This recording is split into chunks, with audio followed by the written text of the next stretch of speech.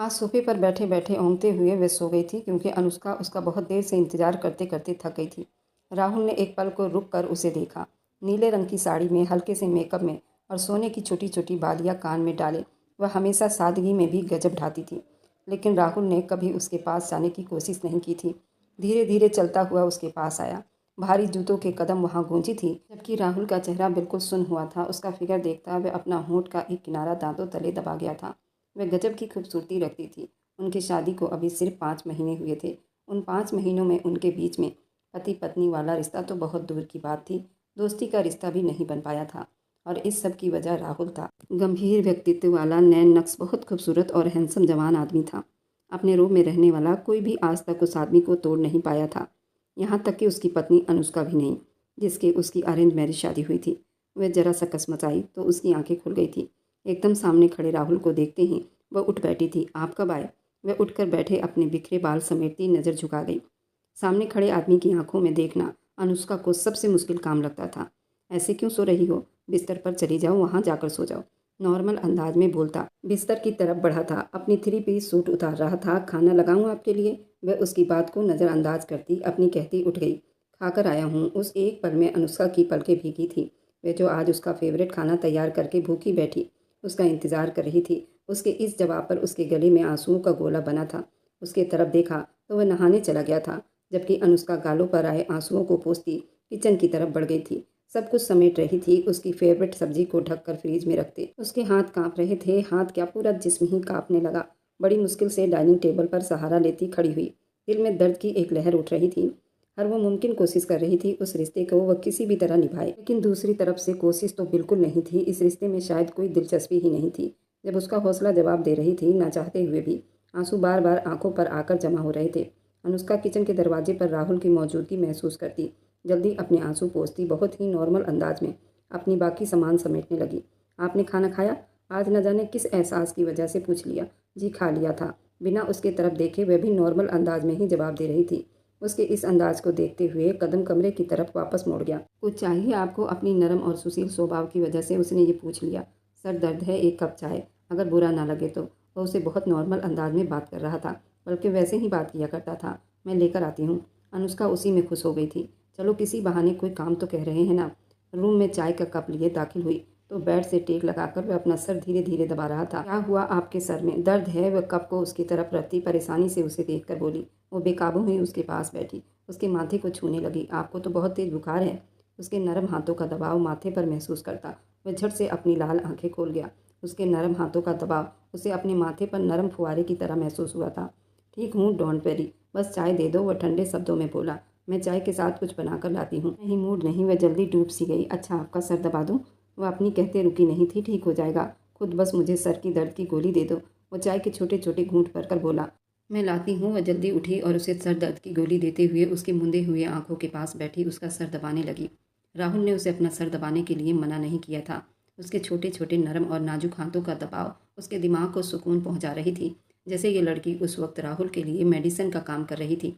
वरना आज वह जितने गुस्से में था उसे खुद से भी डर लगने लगा था, कहीं वह अनुष्का को कोई नुकसान या तकलीफ ना पहुंचा दे। और वह उसके जख्मों को कम करने में उसकी मदद कर रही थी। उसके दिल के अंदर नरमी जगा रही थी, लेकिन साथ ही अपनी मोहब्बत की चिंगारी भी जगा गई थी। इधर दिव्या की 3 साल की बेटी उसे बहुत परेशान कर रही थी। मम्मी आप बताओ ना, पापा कब आएंगे? छोटी सी 3 साल की परी ने माँ की तरफ देखते पूछा। परी मम्मी की जान, बस आने ही वाले होंगे। वह उसके माथे पर किस करते मोबाइल उठाती देखने लगी। आज वे 2 घंटे होने को आए थे। वह लेट हुआ था। आज रात वह पहली बार इतना लेट हुआ था। इसी वजह से दिव्या बहुत परेशान हुई थी। वह ऐसा कभी नहीं करता था। कोई भी बात हो दिव्या को बता दिया करता था। अभी वह उन्हीं सोचों में डूबी हुई थी कि मेन गेट पर गाड़ी आकर रुकी। भगवान का बहुत बहुत धन्यवाद किया कि वह घर पहुंच गए। दिव्या ने बेकाबू होकर भगवान का धन्यवाद करते परी को वापस बिस्तर पर लिटाया, जो पिता की गाड़ी की आवाज़ सुनते उछल कूद करने लगी थी। पिता की दीवानी थी पिता उसका। वह गेट से अंदर दाखिल हो चुका था। वह सीधा बेटी के रूम में आया, जो उसके रूम के साथ अटैच था। पापा पापा सीधा जंप मारती अपने पिता के सीने से जा लगी थी। ईवान ने भी उसे अपने सीने से लगाते हल्की सी मुस्कान दी। आज उसकी मुस्कान में कुछ दर्द सा महसूस हुआ था। क्या हुआ ईवान, आप ठीक है ना? दिव्या को आज कुछ अलग सा लग रहा था। थोड़ा सा जवाब आया। जब भी वो बेटी के साथ होता तो वह कम ही किसी और की तरफ ध्यान देता था। मैं खाना नहीं खाऊंगा, रहने दो, भूख नहीं। वो बड़े प्यार से मना कर गया। दिव्या मुंह देखती रह गई। मेरी प्यारी बेटी आ जाओ, इधर सोने का वक्त हो गया है, पापा को भी रेस्ट करने दो। परी जो बराबर पिता की गोद में थी उसे दिव्या ने अपने पास बुलाया। मुझे पापा के साथ ही खेलना है। इवान के गले के आसपास बाहें जमाए बड़ी प्यार से बोली। परी बिटिया, पापा थके हुए हैं ना, सुबह खेलना। वह उसे बड़ी प्यार से पुचकार रही थी। वो बहुत मुश्किल से परी को समझा बुझाकर उसको साथ लिए उसके छोटे से बेड पर लिटाया और उसे सुलाने की कोशिश करने लगी।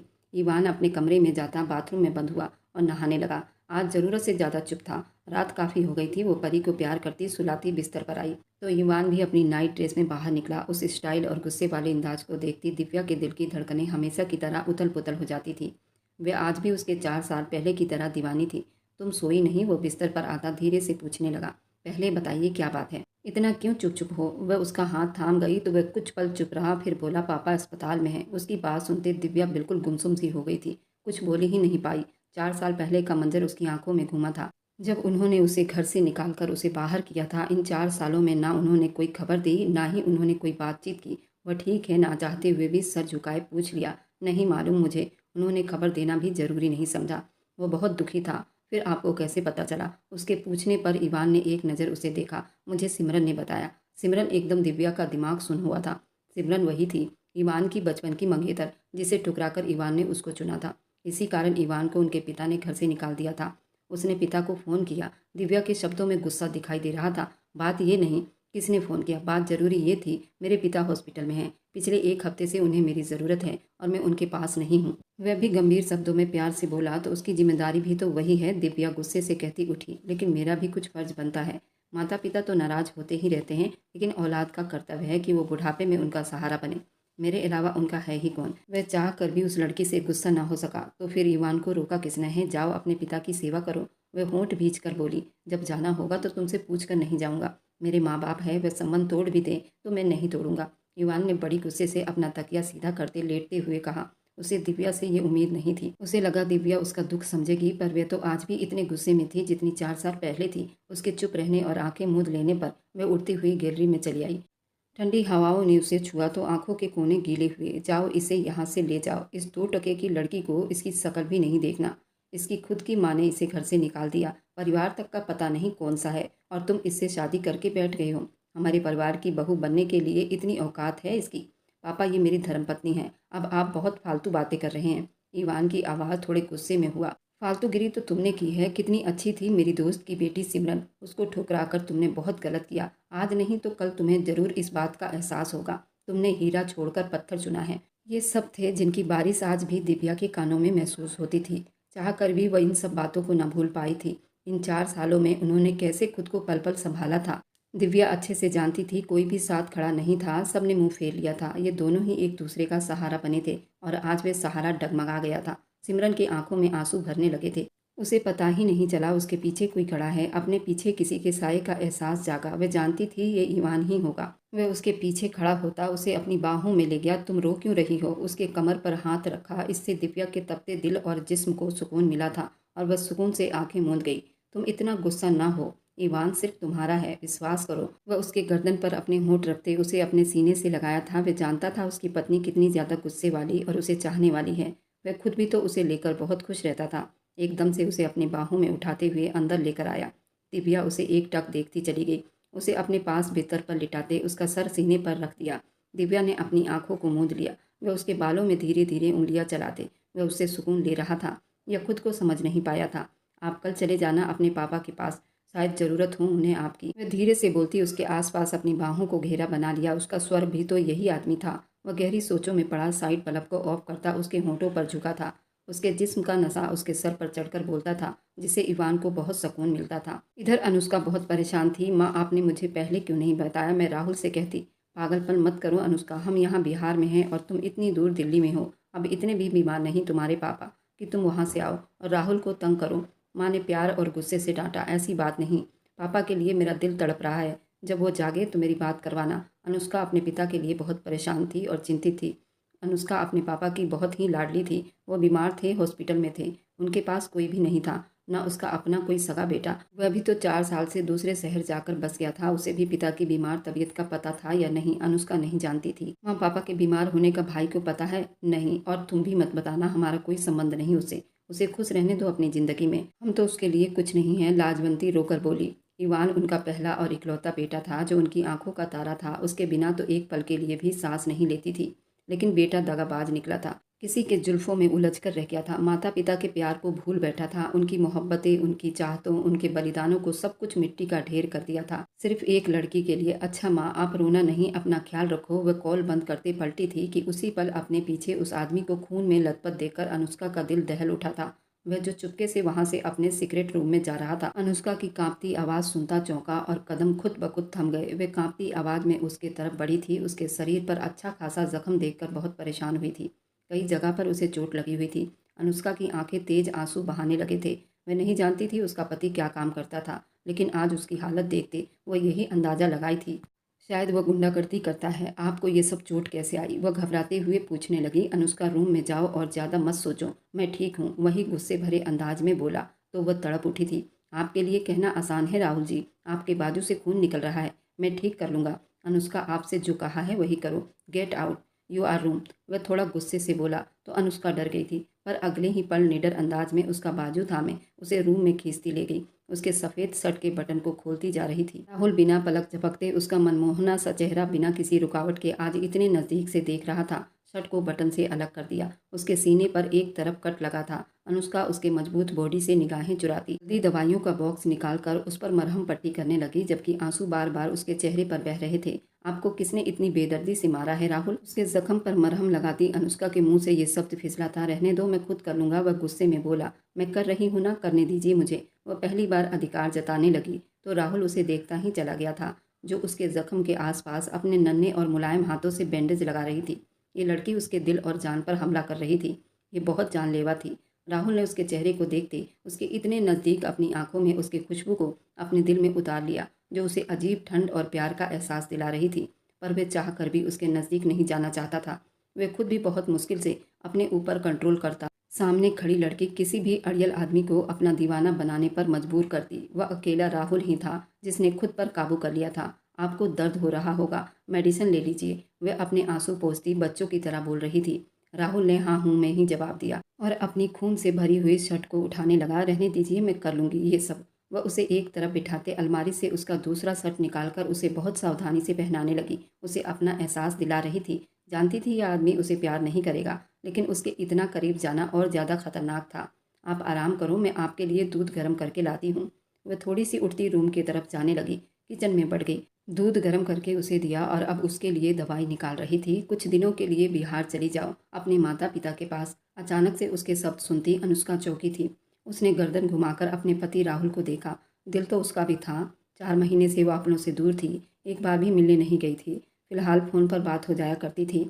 आपको इस हाल में छोड़कर चली जाऊं? उल्टा सवाल पूछने लगी। क्या हुआ? मेरी हालत को अच्छा भला तो हूँ, कोई बीमार तो नहीं? वह पहली बार तेज शब्दों में बोला तो अनुष्का उसे चुपचाप देखती चली गई। जब जाना होगा तो आपको बता दूंगी, उसने बात खत्म कर दी। लेकिन मैंने कल आपका टिकट बुक करवा दिया है, आप जाइए, अपने माँ बाप से मिल लो। वह भी जैसे सब कुछ सोचकर ही बैठा था। राहुल, मैंने कभी अकेले हवाई जहाज की यात्रा नहीं की है, आप क्यों मुझे मारना चाहते हैं? वह रोनी सी शक्ल बनाकर बोली। हाँ तो तुमको ट्रेन में धक्के खाने के लिए तो नहीं भेज सकता। मतलब आपने पक्का इरादा बना लिया है मुझे भेजने का? वह गुस्से में बोली। उसके छोटे से जवाब पर वह गुस्से से कमरे से निकल गई। वह उससे प्यार करने लगी थी। वह उसके दर्द में तड़प उठी थी। वह अपने मन से सोचने लगी, आखिर यह आदमी मुझे क्यों भेजना चाहता है? आखिर क्या राज है और कौन सा काम करता है? वह घुट घुट कर रो रही थी। फ़ोन पर राहुल ने उसके कल की टिकट बुक करवा दी। वह कुछ दिन उसे दूर रहना चाहता था। वह उसके दिल दिमाग पर बुरी तरह से हावी हो रही थी और यही वो नहीं चाहता था, जबकि नहीं जानता था उसे भेजकर वह खुद कितना दर्द सहने वाला है। उसकी जुदाई मौत से भी बुरी साबित होगी। इधर इवान अस्पताल पहुंचा तो रिसेप्शन पर अपने पापा को पूछते उनके वार्ड की तरफ बढ़ा, जहां उसके पापा को एडमिट रखा गया था और उसकी माँ वहीं एक तरफ मौजूद बैठी थी, भगवान का माला जाप कर रही थी। अचानक सामने राहुल को देखते उनके हिलते होंठ थम गए। दिल ने जैसे धड़कने से मना कर दिया हो। उनका इकलौता बेटा उस वक्त उनकी आंखों के बिल्कुल सामने था। माँ उन्हें बुलाता उनके तरफ बढ़ा तो वह रोते हुए अपना मुंह फेर गई। उस औलाद के लिए उन्होंने क्या कुछ नहीं किया था। कितनी प्रार्थनाएं, कितनी विनतियों के बाद भगवान ने उनकी झोली में उसे दी थी और फिर वही औलाद जिद्दी और गुस्से में उन्हें अकेला छोड़कर चला गया था। वह घुटनों के बल उनके पास बैठा था। उनका यूं मुंह फेरना राहुल को और ज्यादा नीचा गिरा गया था। माँ उनके गोद में सर रख कर रो दिया। लाजवंती उसके आंसू देखकर तड़प उठी थी। माँ थी, उसे देखकर उसके घने बालों में हाथ फेरते उसे अपनी तरफ ध्यान दिलवाया था वह सर उठाकर उन्हें देखा। वह बिल्कुल वही छोटा सा मासूम ईवान लगा था जो अक्सर बचपन में गलती करके उनकी गोद में छुप जाया करता था। ईवान ने माँ को सीने से लगाया तो वह कितने देर वे दोनों माँ बेटा एक दूसरे के गले लगे रोते रहे। दोनों ही अपने 4 साल का गम मिटा रहे थे। पापा को अचानक क्या हो गया माँ? पापा एक हफ्ते से क्यों एडमिट है? यहाँ वह सवाल पर सवाल पूछते उन्हें दुखी कर रहा था। उनके जवाब पर तो ईवान के कदमों तले से जमीन खिसक गई थी। इधर अनुष्का को वह एयरपोर्ट पर छोड़ता खुद वहां से निकल आया था, जबकि उसकी शिकायती निगाहें अभी तक नहीं भुला पा रहा था। वापसी पर ड्राइव करते उसे यूं महसूस हो रहा था जैसे उसका जिस्म का एक हिस्सा काट कर फेंक दिया गया हो। जोर से स्टीयरिंग पर मुक्का मार मार कर न जाने क्यों वह उसके लिए अब एक खतरनाक नशा सा बन गई थी। वह जिसकी आत्मा में वह अभी तक उतरा भी नहीं था और उतारने का फिलहाल उसके मन में कोई इरादा भी तो नहीं था। आज वह उसके दिल दिमाग पर और उसके खून में दौड़ रही थी। उसे वह अपने होश आवाज़ पर छाती महसूस हो रही थी और वह अपना मकसद भूल नहीं सकता था जो उसके देश के लिए उसने अपने दिल में बनाया था। वह कोई आम आदमी नहीं था, वह एक जासूस था। चुप करके अपने मकसद तक पहुंचना शुरू से उसका यही काम था। अब जिस काम में उसने हाथ डाला था वो कैसे छोड़ता? उसे एक लड़की को पकड़ना था जो लड़कियों की स्मगलिंग करती थी। वह अब अपनी टीम के साथ उस पर शिकंजा कस चुका था और बहुत जल्दी उस तक पहुंचने वाला था। ऐसे में वह आदमी कोई भी कमजोरी अपने पास नहीं रखना चाहता था जो उसके मकसद में रुकावट बने। अनुष्का उसकी कमजोरी बन चुकी थी और ये बात भी वो जान गया था। वह एयरपोर्ट पर खड़ी थी, माइक में उसका नाम बुलाया जा रहा था पर उसके कदम आगे बढ़ने से मना कर रही थी। राहुल जल्दीबाजी में एयरपोर्ट पर उसे छोड़कर जा चुका था। राहुल सोच रहा था वह फ्लाइट ले चुकी होगी पर उसने बोर्डिंग पास ना की और उन्हीं कदमों से उल्टा वापस निकल आई। इसी शहर दिल्ली में उसकी बुआ का घर था। कैब कर वह उनके घर पहुंच गई। उसकी बुआ उसे मिलकर बहुत खुश हुई। एक ही शहर में रहते हुए वह कभी उनके घर नहीं आई थी और आज भी अचानक उनके घर जाकर उन्हें सरप्राइज दिया था। उन्होंने उसकी खूब आवभगत की थी, जबकि अनुष्का प्लानिंग बना चुकी थी कि जो उसे अचानक राहुल दिल्ली भेज रहा था उसके पीछे का मकसद वह जानना चाहती थी और शायद जान लेने के बाद वह बहुत रोती। इधर ईवान घर लौट आया था। दिव्या कब से उसका वेट कर रही थी। उसे भी काफ़ी बेचैनी थी। 5 दिन बेचैन रहने के बाद बहुत मुश्किल से मोतिहारी से दरभंगा लौटा था। दिव्या कब से उसका वेट कर रही थी। वह ईवान को गुड न्यूज़ देना चाहती थी लेकिन आज ईवान उसे तोड़ने वाला था। ईवान क्या हुआ? आप क्यों इतना अपसेट लग रहे हैं? आपके पापा ठीक है ना? दिव्या, उन्हें हार्ट अटैक की प्रॉब्लम है और डॉक्टर ने उन्हें ऑपरेशन के लिए कहा है। वह दिल पर पत्थर रखकर बोलता चला गया। दिव्या को अपना दिल बंद होता हुआ महसूस हुआ। आपको वापस नहीं आना चाहिए था, वहीं रुक जाना चाहिए था। उन्हें आपकी ज़रूरत होगी, दिव्या ने भीगी आंखों से कहा। जानता हूँ दिव्या, और उन्होंने अपनी इच्छा भी जताई है। कैसी इच्छा? दिव्या का दिल उस पल बुरी तरह से धड़कने लगा। वह चाहते हैं कि मैं उनकी दोस्त की बेटी सिमरन से शादी कर लूँ। ईवान की बात अनुष्का बिल्कुल सुन हो गई। मैंने मना करना चाहा लेकिन नहीं कर सका। ईवान का सर झुका था, वह सांस रोक गई थी। ईवान, दिव्या को अपनी आवाज़ खाई से आती हुई महसूस हुई। प्लीज़ दिव्या, मुझे अपने पिता की इच्छा पूरी करने दो, सिर्फ शादी। बस अभी वो इतना ही बोल पाया था कि दिव्या ने उसका हाथ पीछे झटक दिए। उसे अपने शब्दों पर काबू पाना अब बड़ा मुश्किल लग रहा था। दिव्या, वह उसकी हालत देखता परेशान हुआ था। उसके तरफ हाथ बढ़ाया तो दिव्या ने बेदर्दी से झटक दिया। छूना नहीं मुझे, वह हाथ उठाकर मना कर गई। अपना सामान पैक करो और जाओ यहाँ से। दिव्या ने किस तरह दिल पर पत्थर रखा और कहा, ये सिर्फ वही जानती थी या फिर उसके भगवान? दिव्या, मेरी बात सुनो। मैं सुन चुकी हूँ जो सुनना था। भगवान ने कभी भी दूसरी शादी को महत्व नहीं दिया और न ही हिंदू धर्म में कोई शादी कर सकता है। मर्द को इससे कोई फर्क नहीं पड़ता। भगवान चाहे कुछ भी कहते रहें, मर्द को वही चाहिए जो उसका दिल करता है। और अब तो तुम्हारे पिता की भी इच्छा है तो तुम पीछे नहीं हटने वाले। तुम मुझसे क्या पूछ रहे हो? जाओ जल्दी यहाँ से। आज दूसरी कर रहे हो, कल तीसरी भी कर सकते हो, चौथी भी। दिव्या, ऐसा कुछ नहीं है, नाम मत लो मेरा। वह फिर से उसका हाथ बढ़ाता बेदर्दी से पीछे झटक गई, जो ईवान को कांटों पर घसीट गया था। उससे पहले कि मेरी बर्दाश्त खत्म हो जाए, ईवान, अपना सामान लेकर यहाँ से निकल जाओ। वे अपना मुंह फेर गई। तुम पागल हो गई हो, ईवान गुस्से से चिल्लाया था। तो दिव्या ने अपनी मुट्ठियों को जोर से बंद कर ली। आप चाहते हैं कि दिव्या जिंदा रहे तो मेरे बाहर आने तक आप यहाँ से चले जाओ, वरना मेरी अर्थी उठने के बाद तुम यहाँ शादी कर लेना। गुस्से भरी शब्दों में बोलती अंदर रूम में जाते दरवाजा बंद कर गई। दिव्या, दिव्या, वह उसकी बात पर पागल हुआ था। वह ऐसे कैसे कर सकती थी? दिव्या, प्लीज़ यार, तुम तो मुझे समझने की कोशिश करो, ऐसे मत करो। वह गुस्से और दुखी अंदाज में बोला था, जबकि दरवाजे के पास वह जमीन पर बैठती रोती चली गई। बेकाबू हाथ उसके पेट पर जा लगा। अभी तो उसने ईवान को ये खुशखबरी सुनाई ही नहीं थी और अब सुनाने का इरादा भी नहीं था। वह फूट फूट कर रोने लगी और फिर वही हुआ। ईवान को आज पिता की चाहत खींच ले गई थी। वह सोती हुई अपनी बेटी को प्यार करता, उसके गाल पर किस करता, एक नज़र उस बंद दरवाजे को देखता, वहां से बैग उठाकर निकलता चला गया। लेकिन जाने से पहले पड़ोस में मौजूद अपने दोस्त धीरज को बताना नहीं भूला, जिसने उसका हर कदम पर साथ दिया था। दिव्या को वो अपना बहन समझता था। इस मामले में वह धीरज के अलावा किसी पर विश्वास नहीं कर सकता था। न जाने उसे वहाँ कितने दिन लग जाते। इसलिए धीरज को सारी बात बताता वह अब वापस मोतिहारी का सफ़र बांध चुका था। इधर अनुष्का बहुत परेशान थी। अनुष्का दीदी, आपके हस्बैंड तो लगता है कोई चालू चीज़ है यार। जतिन ने कानों को हाथ लगाते कहा। क्या मतलब? वह हैरान हुई। वो शायद ऑर्केस्ट्रा के बहुत ही शौकीन हैं। 2 दिन से उन्हें उस ऑर्केस्ट्रा में देख रहा हूँ। बराबर किसी लड़की पर नज़र है उनकी। वो लड़की कौन है? अनुष्का के कान खड़े हुए थे। ये तो मशहूर ऑर्केस्ट्रा डांसर है। आजकल आपके हस्बैंड बड़े फिदा हैं उस पर।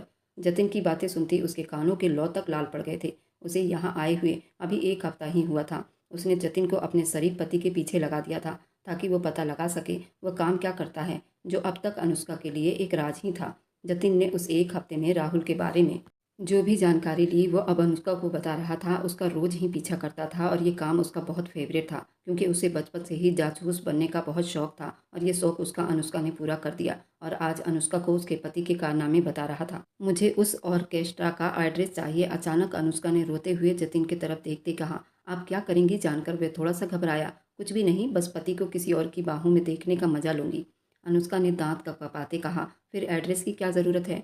शाम को मैं आपके लिए उनकी वीडियो बनाकर लाऊंगा, आप अपनी आंखों से लाइव देख लेना। अनुष्का भी जिद पर आ गई थी और जतिन के मना करने के बावजूद वह जतिन को मना चुकी थी कि वह रात को उसके पति का लाइव शो दिखाएगा और वह अनुष्का को डिनर के बहाने घर से लाया था। एक होटल में रुके। उन्होंने काफ़ी रात तक अपने पति का इंतजार किया। जतिन उसे उस होटल तक लाया था जहाँ पर वो ऑर्केस्ट्रा हो रहा था। गाड़ी वहीं एक तरफ पार करते अब दोनों की नज़रें उस ऑर्केस्ट्रा डांसर पर टिकी हुई थी। अनुष्का ने बहुत ही खूबसूरत पिंक कलर का साड़ी विद सूट पहन रखा था, जिसमें उसका फिगर कमाल का ही लग रहा था। हल्के मेकअप के साथ उसकी चांदनी जैसी खूबसूरती कमाल की ही लग रही थी।